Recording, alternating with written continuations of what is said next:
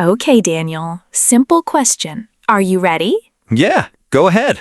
What do you like to do? I, wait, why did my brain just stop working? There it is. No, I know the answer. I have hobbies. I do things. But the words disappeared, didn't they? Completely. Why is this question so hard? If you're listening right now and your mind also went blank, don't worry. You're in exactly the right place. Because today we're talking about this simple question that somehow makes everyone freeze. What do you like to do? 6 little words. Sounds completely harmless. But it makes people panic. And we're going to fix that today. No more, I like movies and running away. We're learning how to answer this question naturally, warmly, and confidently. Hello, everyone. Welcome to Sophie and Daniel English. I'm Daniel, and I just failed to answer the easiest question ever. And I'm Sophie. Don't worry, Daniel. We all do that. Really? Really, this question is harder than it looks. So today we're spending the whole episode on this one question. What do you like to do? We'll learn how to answer it naturally in English, Not with short, boring answers like, I watch TV. but with real, warm answers that show your personality. This is a B2 level episode, so the English will be natural and clear. Easy to follow, but rich with useful phrases. Before we start, we have a small request. If you're enjoying this podcast, please hit that like button. And subscribe to Sophie and Daniel English. We make slow, easy English podcasts every week. Your support means so much to us. All right, Sophie, why does this question make people go quiet? I think it's because the question sounds casual, but it's actually quite personal. Personal how?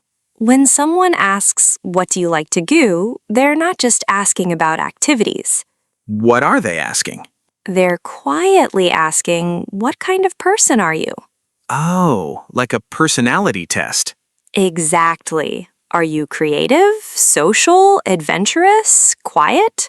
That's a lot of pressure for one little question.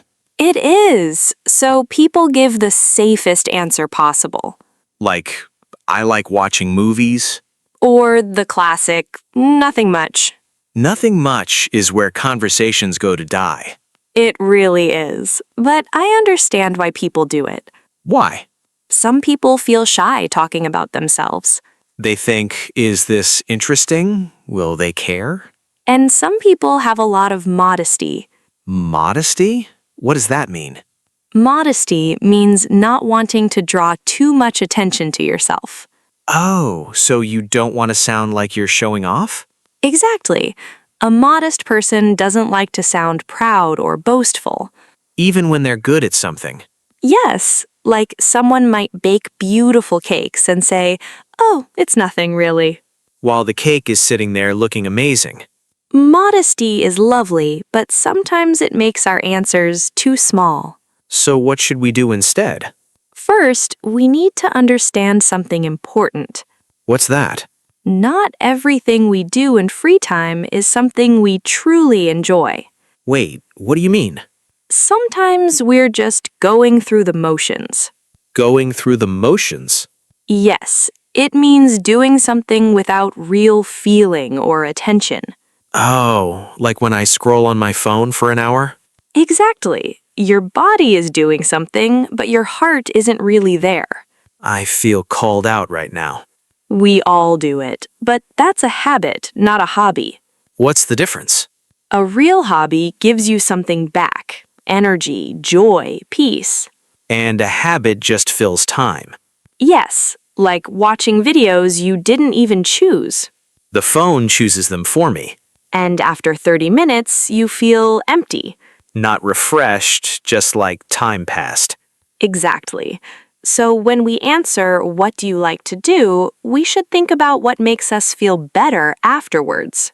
That's a really good way to think about it. Daniel, what did you love doing as a child? Oh, football. Every single day. Really? Yes. After school, I played until it got dark. Rain or shine? Rain, heat, mud, terrible shoes. It didn't matter. You were dedicated. We used bags as goalposts, sometimes an old shoe. An old shoe? We were professionals with limited equipment. That's amazing. And I think it explains something about you now. What do you mean? You still need to be outside, to move, to feel space around you. You're right. That child is still in there somewhere. Exactly. What about you, Sophie? What did you love as a child? I want to know. Stories. Books. Always reading. Were you an avid reader? Very avid. Do you know what that means? Not exactly.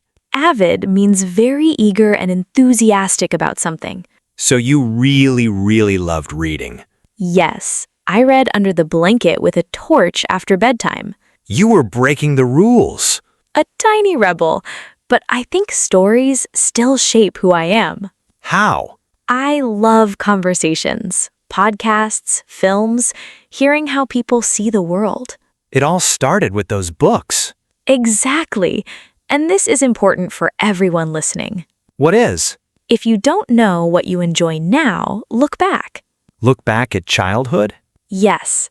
Ask yourself, what did I love before I cared what other people thought? That's a powerful question. Daniel, can I share something personal? Of course. When I was younger, I used to draw a lot. Really? Yes, flowers, faces, little characters. I could sit for hours. What happened? Life got busier. School, work, responsibilities. And you stopped? I didn't decide to stop. I just drifted away from it. Drifted away?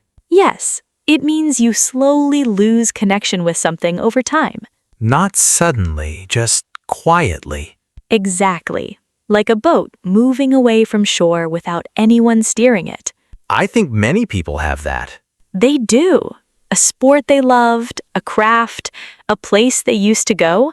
And adult life is so busy. It is. Work, bills, family, messages, cleaning. Remembering passwords is basically a full-time job. It really is. And when life gets that full, we let go of things that made us feel alive. Because they don't feel urgent. Exactly. Work is urgent, bills are urgent, but painting? That feels optional. And optional becomes later. And later becomes never. That's sad, but true. Okay, Daniel, what's one thing you've always wanted to try? Photography. Really? Yes, I see beautiful photos and think, I want to do that. So why haven't you? I keep putting it off. Putting it off? Yes, it means delaying something again and again. Ah, so you want to do it, but you keep saying later? Exactly. What about you? Pottery. Pottery with the clay and the wheel? Yes, I want to make bowls that are probably not straight. Bowls with personality. Exactly, but I keep putting it off too. Why? I tell myself I'll do it when I have more time. And time says, no thank you, I'm busy. Exactly, but I want to get into it this year. Get into it? Yes, to get into something means to start becoming genuinely interested in it.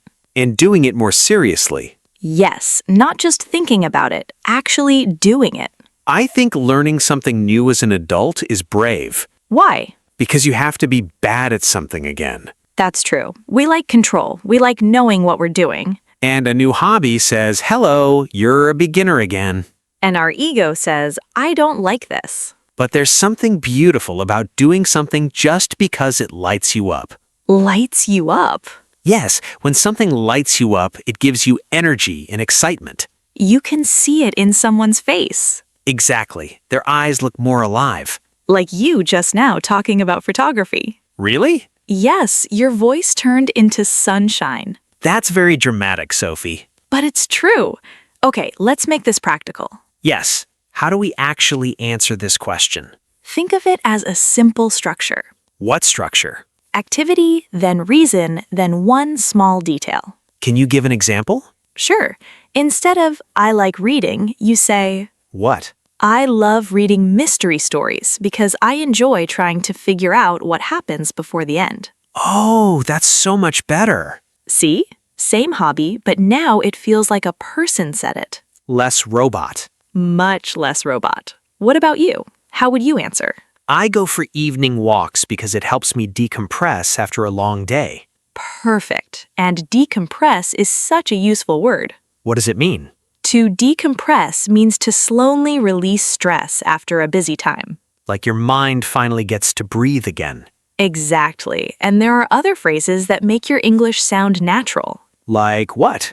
I'm really into, meaning this is something you're genuinely interested in right now. I've recently got into for something new. It helps me clear my head. I find it really relaxing. These simple phrases give your answer warmth. They make it feel real. And remember, you don't need an impressive hobby. What do you mean? You don't need to say, in my free time, I climb mountains and make my own cheese. Make your own cheese? Someone out there does it. I respect them. But your answer can be quiet. Maybe you like morning tea with no phone. Or organizing your room.